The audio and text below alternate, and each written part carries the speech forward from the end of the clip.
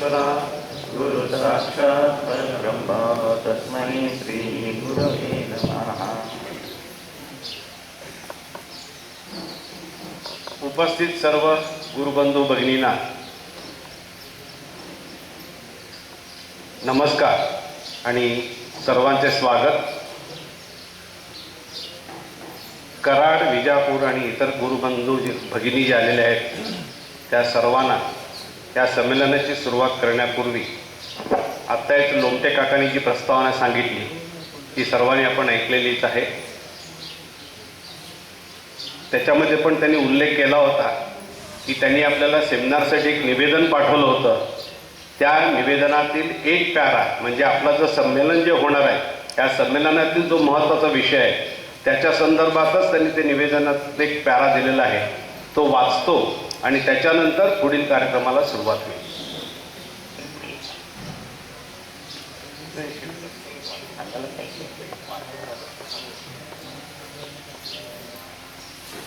गुरुमार्गी झाल्यापासून श्री सद्गुरुनाथ दादांच्या कृपेने आपला दैहिक व आत्मिक विकास झाला आहे। वंदनीय दादांच्या कृपाशीर्वादाने सर्वांची अन्न वस्त्र निवाऱ्याची यथोचित तरतूद झालेली आहे। आता यापुढील जीवनात प्रत्येक सेवक सेविका यांनी असा विचार केला पाहिजे की माझे जीवन स्वतःसाठी 1/4 व इतरांसाठी 3/4 व्यतीत झाले पाहिजे। म्हणजेच सर्व प्रापंचिक कर्तव्ये पूर्ण करून राहिलेला वेळ यापुढे केवळ खाणे पिणे ऐशोआराम करण्यासाठी खर्च करून चालणार नाही, तर सद्गुरूंच्या कार्याला प्रत्येकाने हातभार लावण्यासाठी यापुढे जीवन व्यतीत करावे अशी श्री सद्गुरुनाथ दादांची इच्छा आहे। हे कार्य श्री सद्गुरुनाथ दादांनी ईश्वरी आज्ञेने स्थापन केले आहे। ते योग्य प्रकारे वृद्धिंगत करण्याची जबाबदारी प्रत्येक सेवक सेविका यांची आहे। तरी हा विचार करून वंदनीय श्री सद्गुरुनाथ दादांच्या कार्यात मनापासून तळमळीने सहभागी होण्यास तयार असलेल्या सर्व सेवक व सेविकांचा या साधना संमेलनात सहभाग अपेक्षित आहे आणि या अपेक्षेप्रमाणे आपण सर्वजण इथं जमलेलो आहोत। याचबरोबरीनं लोमटे काका पण म्हणाले, इथं शशी काका पण नेहमी सांगतात, when God has chosen you, you have no choice. तुम्हाला निवडलंय, ईश्वराने आपल्याला ह्या कार्यासाठी निवडले, त्यामुळे आपल्याला कोणतीही चॉईस नाही किंवा आपल्याला कोणताही असा विचार करता येणार नाही की आता आपण काय करायचं। प्रत्येकाकडून ते कार्य करून घेणार आहे कुठल्या ना कुठल्या तरी पद्धतीनं। तुम्ही फक्त साधना करायची आहे आणि गप बसायचं, तुमच्याकडनं काय करायचं आहे ते करून घ्यायचं। नंतर आपल्यात 3 पंथ आहेत, दत्त, नाथ आणि सुफी। त्या सुफी पंथांचं तत्व काय? सुफी पंथ म्हणतो की तू मान नाही तर नको मान, तू मान नाही तर नको मानू, मी तुझे कल्याणच करणार। किती मोठा विचार आहे बघा, उच्च आचार आणि विचार। पण इथं असाही विचार करतो आपण अज्ञानी लोक की तू मान अगर न मान पण मी तुझं कल्याणच करणार। त्यांचा उच्च विचार आहे पण आपले विचार वेगळे होतात। नाहीतरी कल्याण करणार आहे तर मग करायचं कशाला, असं नाही। तसंच दादांनी पहिल्या साधना संमेलनामध्ये सांगितलं होतं आणि मगाशी प्रास्ताविकामध्ये पण सांगितलं की जे काही दोष येतात ते अन्नातून येतात। तर त्याच्यासाठी दादांनी एक वाक्य सांगितलं, तर जोपर्यंत अन्नमय कोशावर विजय मिळवत नाही तोपर्यंत परमात्मा प्राप्तीचा दिग्विजय आपण करू शकत नाही। म्हणून इथे सुद्धा पीठ पहिलं घातलं तेवढंच त्याचं दुपारचं जेवणही कमी करा। जेवण ही देहाची तरतूद आहे आणि मुलाखत ही आत्म्याची तरतूद आहे। म्हणून आणि 3 दिवस मनुष्य जेवला नाही तरी मरत नाही, पण 3 मिनिटं श्वासाशिवाय जगू शकत। म्हणजे महत्व कोणाला आहे? जोपर्यंत आत्मा इथे आत आहे तोवरच त्या देहाला किंमत आहे। जेव्हा तो आत्मा निघून जातो त्यावेळी देहाला शून्य। पण देह पाहिजे, देहातूनच ईश्वरी अनुभव घ्यायचा आहे, म्हणून गरजेपुरतं अन्न. आता गरजेपुरतं अन्न म्हणजे काय, ढेकर आला की थांबायचं. पण पानात काही टाकायचं नाही, ही सवय लावून घेतला पाहिजे. आता आज जो आपण विषय इथं घेणार आहोत, हा विषय तसा रामनाथीला गोव्याला जे संमेलन ठरलं होतं मागच्या जानेवारी, तर त्या वेळेला शशी काका हाच विषय तिथं घेणार होते. पण त्यावेळेला काकांची तब्येत बरी नसल्या कारणानं हा विषय तिथं मांडण्याचं सौभाग्य मला प्राप्त झालं. पण वेळ कमी असल्यामुळं तो विषय मी पूर्णपणे मांडू शकलो नाही. ही कदाचित दादांची योजना, आणि त्यामुळं हाच विषय औदुंबर क्षेत्रामध्येच व्हावा, आणि त्यासाठी आपण निवडक गुरुबंधू भगिनी इथं असावे. आणि त्या दृष्टिकोनातनं शशी काकांची पण तब्येत पुढे चांगली झाली. आणि लोकटे काकांनी एकदा सांगितलं होतं, त्यांच्या 75 वाढदिवसाची आम्ही लोमटे काकांच्या 75चा वाढदिवस साजरा करण्यात आला होता कराडला. तेव्हा आम्ही 5-6 गुरुबंधू तिथे गेलो होतो. तेव्हा अजून काकांची तब्येत बरी नव्हती. तेव्हा लोमटे काकांनी विचारले की शशी काकांची तब्येत कशी आहे. म्हटलं नाही, अजूनही जरा नरम गरम आहे. म्हणाले आपण सरांनी म्हणून तिथं प्रार्थना करूया की त्यांची तब्येत लवकर बरी होऊ दे आणि ते कराड येऊन सेमिनार घेऊ देत. मी तेव्हा मला सांगितलं, हसलो, म्हटलं मी कराड घेणार, सेमिनार घेणार. कोण ते माझी तब्येत सुधारू, आज त्यांनी म्हटलेलं खरं झालं की केवढं आश्चर्य. तेव्हा आम्ही लोमटे काकांचे आभारी आहोत.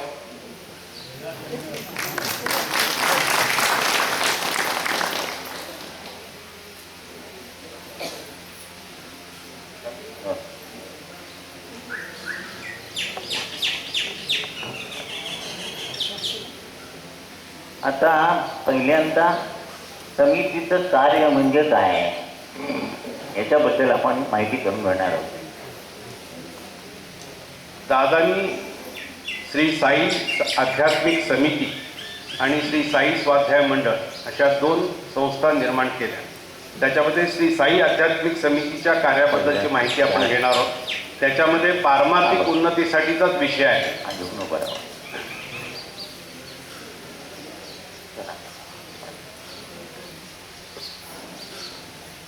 समितीच्या कार्याबद्दल माहिती. गुरुबंधू भगिनीस, वंदनीय दादा, नीट इकडे लक्ष देऊन ऐका.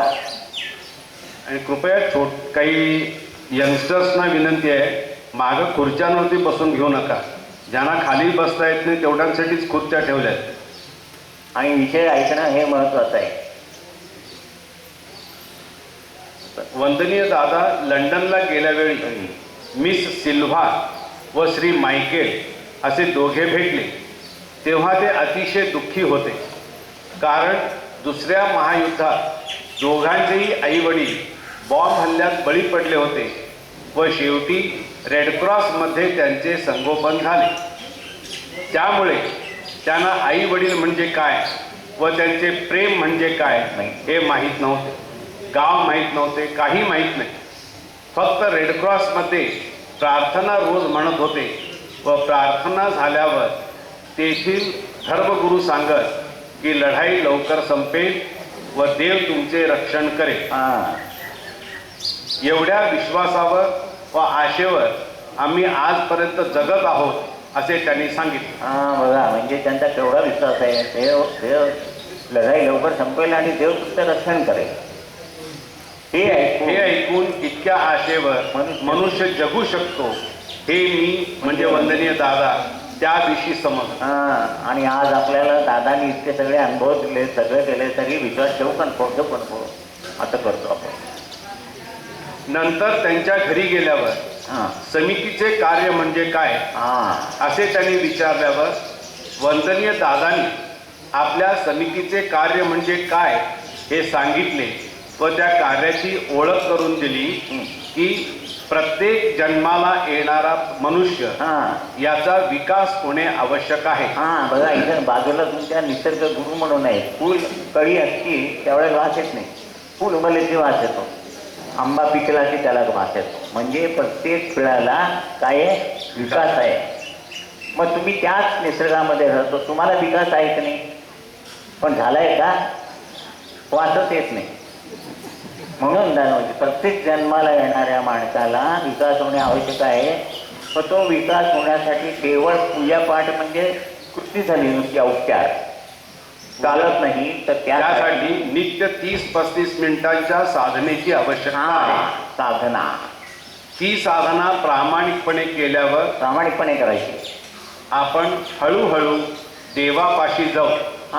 देवाकडे नव्हे. देवाकडे नव्हे, कारण देवाकडे शेवटी नाईलाजास्तव आपण जातो. हे म्हणण्यामध्ये खूप अंतर आहे. कारण एक अवस्था अनंत आहे, अनंत म्हणजे त्याच्याशी विलीन होणं, आणि दुसरी अवस्था अंताची आहे. हे समजून घेऊन जो साधना करतो त्याला देवाची भेट इहजगतात होते. आणि दुसरे म्हणजे जशी आपल्याला देवाची मदत लागते तशी मदत आपण इतरांना करणे म्हणजे काही कमीपणा नाही. उलट आपली मदत इतरांना उपकृतच होते. प्रत्येक जन्माला जे मनुष्य आले सगळे कोणी जगात त्याचं मेन काम काय आहे, नर जन्माला यायचं आणि पुढं काय. सगळं पोपटपंची सगळं बरोबर माहिती आहे, पण नारायण माहिती म्हणजे काय, कीड कुंडल घालून असं चक्र शंकर त्याचा घेऊन उभं राहायचं नव्हे. तुम्ही जो काही उद्योगधंदा करता तो सतोकीने करून त्या अवस्थेतून त्या मूळ अवस्थेला जायचं. म्हणजे कसं व्यवहारात बघा, कोण मेडिकल दुकान असेल, सोन्याचं दुकान असेल, सगळे दुकान असेल, सगळ्यांचा उद्देश काय असतो, एकच असतो, रात्री प्रॉफिट किती झाला.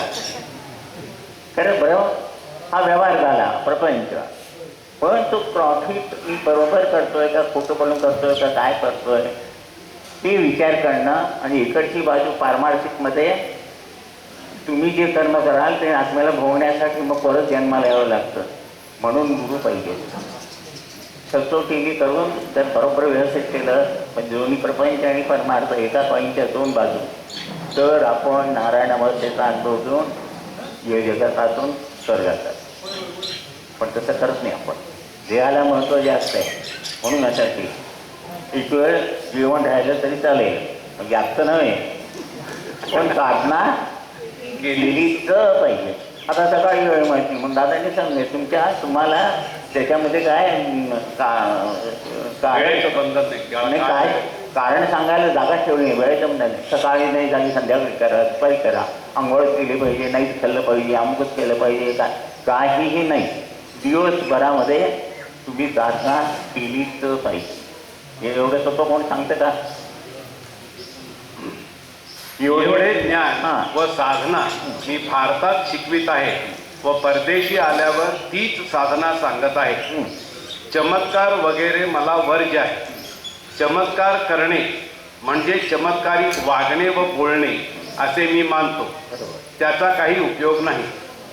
जन्माला आल्यावर प्रत्येकाला मरण आहे, पण जोपर्यंत आपल्याला जाणीव आहे तोपर्यंत शरण जाणे हे आपले कर्तव्य आहे. एवढा विषय नानाविध रूपाने व दाखले देऊन त्यांना समजावून देऊन त्या उभयतांना सेवक म्हणून तयार केले व आज ते दोघेही सेवकाचे कर्तव्य पार पाडित आहेत. बघा, ते फॉरेनचे लोक पटकन विश्वास ठेवतात, ते लगेच ठेवत तयार झाले. आता तुम्ही सुद्धा इथे बसलाय, कोणी 2 वर्ष साधना केली तर ते साधन इतकं सिद्ध केलंय, तुम्ही सुद्धा उद्या दिलं तर त्याला बरं वाटेल. पण तुमचाच विश्वास नाही तुमच्यावर. इकडे जाऊ का, त्या देवाला जाऊ का, बरेच देव विचारतो. पुढे वाक्य आहे असं, अरे मी तुम्हाला देव केले, आता त्या देवाला भेटायला जाणार.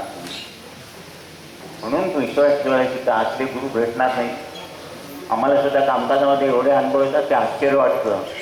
पहिल्यांदा दादांनी जेव्हा नरसोबाच्या वाडीला मलाही सुपारी दिली आणि आता मी जसं कामकाज करत होतो तसं मी करा म्हणून सांगितलं, तेव्हा मला आश्चर्य होतं. म्हटलं दादा तुम्ही कुठं आणि मी कुठं, तुला काय करायचं आहे म्हणाले. त्यांनी बाबांची नावं सांगितले त्यांचं. आणि नंतर इतके अनुभव मी काय बोलायचं काम नाही. तसं मी काय एकटाच लाडका नाही आहे, तुम्ही सुद्धा सगळे लाडकेच आहात आणि तुम्ही स्वतः करतील. म्हणून उद्या प्रत्येकाने केंद्र काढायचं आणि कामकाज करायचं नाही आहे, तर तुमचं घरच केंद्र केलं आहे. आणि तुम्ही घरातले तुमच्या कॉन्टॅक्टमध्ये येणारे, तुम्ही बाहेर असे फेरी मारणारे ज्याच्याकडे बघाल, ज्याच्याशी बोलाल, ज्याला स्पर्श कराल, त्याच्याकडे ती कृपा प्रवाहित होऊन त्याचं कल्याण होणार. एवढी उच्च अवस्था प्रत्येकाला दिली. कुणालाही कमी लेखलं नाही आहे, पण आपण विचार आपले तसे बरोबर नाही केले. आणि ते मी जे सांगितलं ते पुढे येणार आहे. एक थोडासा डिस्टर्ब करतो तुम्हाला. K28